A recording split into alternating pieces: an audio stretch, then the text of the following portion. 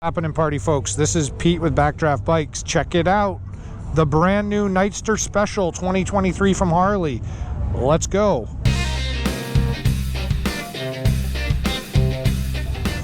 Hey, so we got a new bike here we're going to take a ride on. This is the NIGHTSTER Special, or NIGHTSTER S.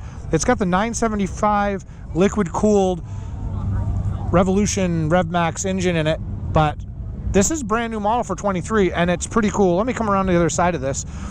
Bar end mirrors, got a little cowling on the front. I love the yellow and the nostalgic Harley Davidson logo.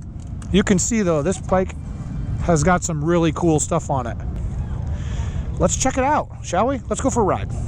Okay, we are on the 2023 NIGHTSTER S.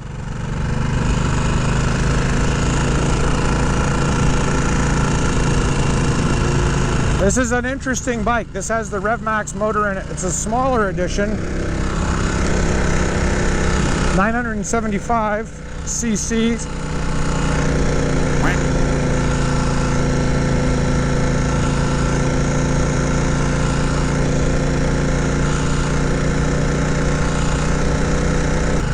So the NIGHTSTER Special, I like the paint scheme on this bike. It is cool. All right, here we go. Whoa, better hold on.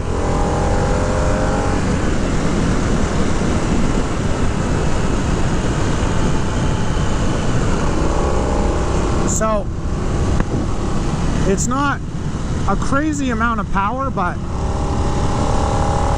it's manageable. And the engine sounds really unique.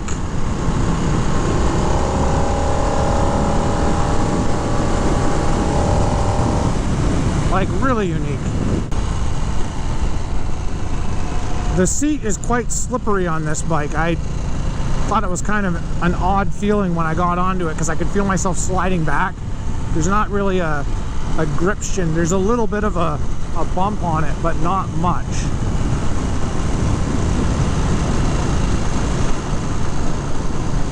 Which makes it a little bit sketchy. You got to hold on pretty tight, like actually really tight. I want to try to get around these guys. I'm hoping I can. I don't know.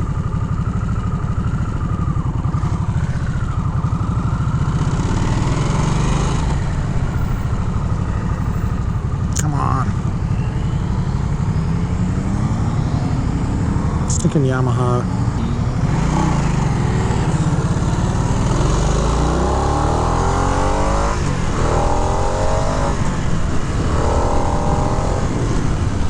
Well, it feels pretty good.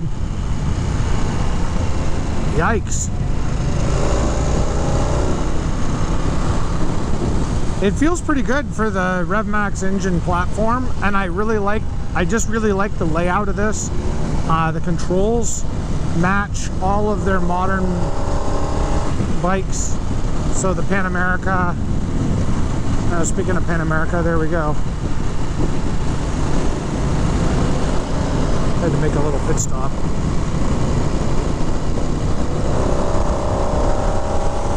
But it's got a nice feel to it with the riding position. It is quite the cruiser feel.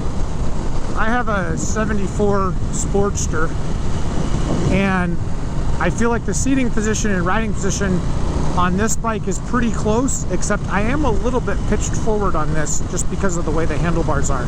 If these handlebars were back here just a little bit, maybe even like a rise on it, it'd be even better. But the display on this bike's very nice, very easy to see. Everything is very high contrast, even though it's bright out. The riding position, again, just being slightly hunched over, is actually pretty nice. It's not bad.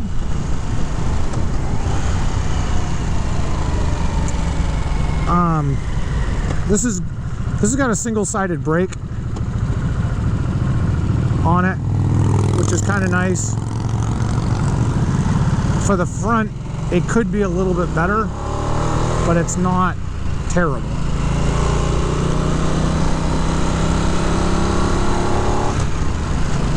so as far as suspension goes, this road's an excellent test because it is super bumpy. And you get on this road with the bumps, and it really gives you a feeling for how the bike handles, and especially when you're getting into rough terrain in like the urban environment.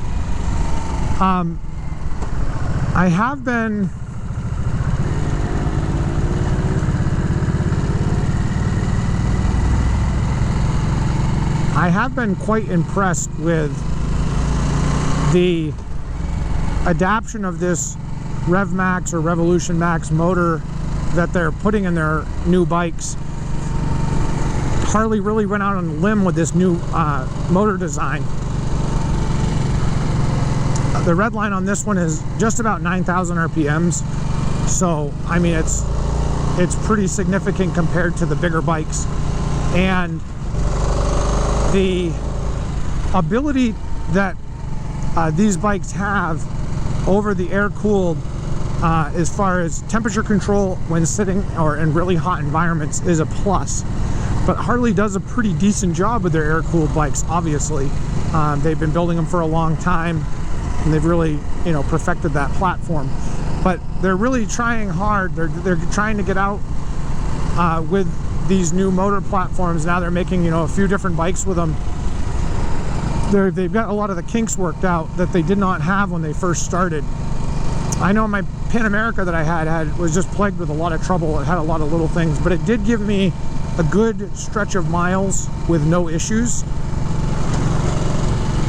And I did enjoy riding it. So we've gone over some pretty good bumps with this already, and I'll say that the suspension on this is on the stiffer side. It's not awful, but you can really feel the bumps when you're riding. So as far as a cruiser goes, just having the raked back feeling, slightly forward foot controls, and the suspension being pretty harsh, it's kind of a rough ride.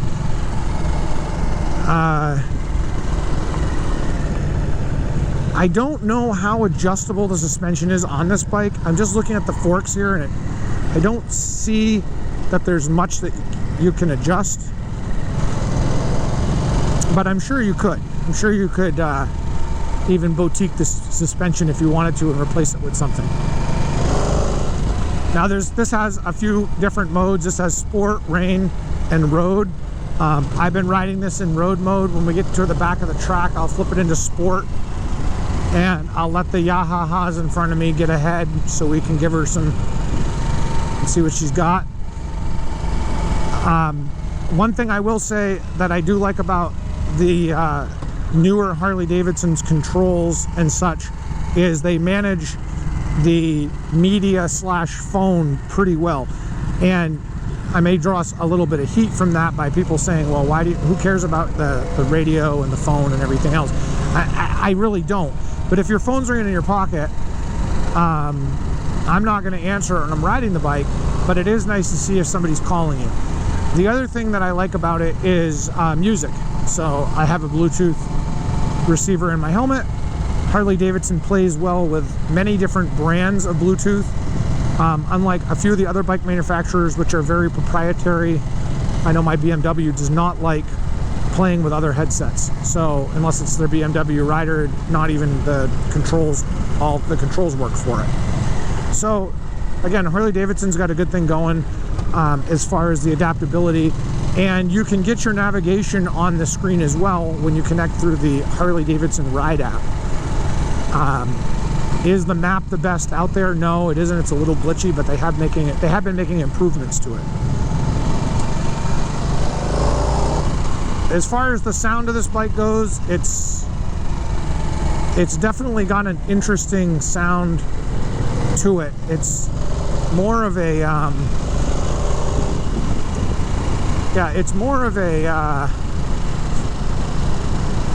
I want to say it's almost like a KTM sound. It's almost like kind of like a KTM sound until you wind it up, and then it sounds great.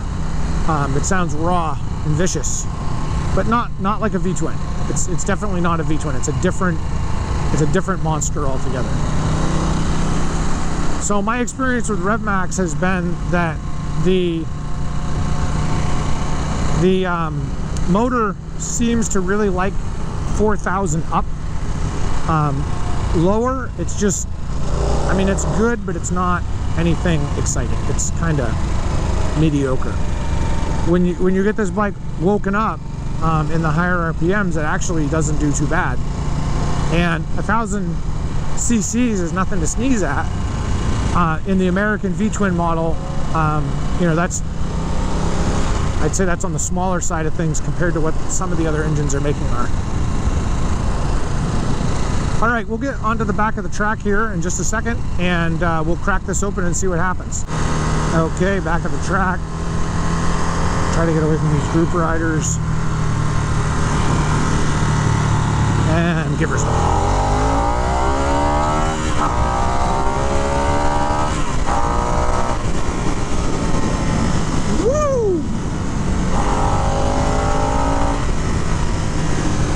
So this bike's got some power, but it's a little hard to hold on to. Sliding around a little bit. It's kind of nuts.